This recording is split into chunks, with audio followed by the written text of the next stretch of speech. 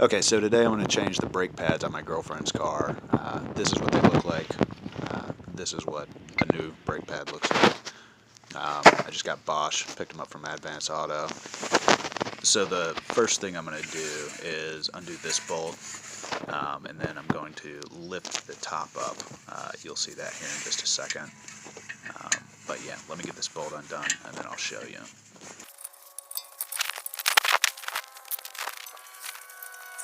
And voila!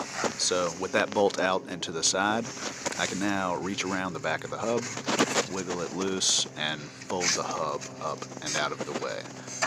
The reason I go up is because the line is still attached, and I do not want to put unnecessary stress on those brake lines while I'm doing the work. So here I just hold it up with the C-clamp. It's pretty simple, and then I move on to removing the old brakes.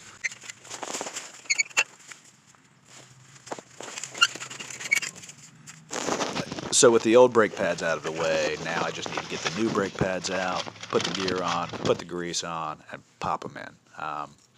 Here are the little clamps that go on the end. That's what it looks like when you put it on. It's pretty simple. Here's the grease. Just smear some on the back, smear some where the ends touch the metal. Do not smear it on the brake pad where it touches the rotor.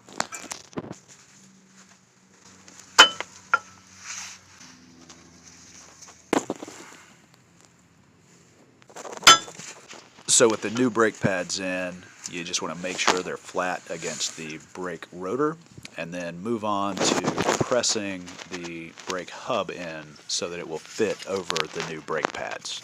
So let me show you how I do that. Okay, so with the C-clamp, I just put it over the back, take an old brake, put it over the rotor, press it in all the way, and then bam, it's done. Okay, so from there I just fold down the rotor, line up the bolt hole, grab the bolt, insert the bolt, torque the bolt down with a wrench. I'll then get in the car and press the brake to engage the cylinder, and the job is done. If you found that helpful, then be sure to like, subscribe, and comment down below. If you have any tips or tricks you want to share with me, let me know, and thank you for watching.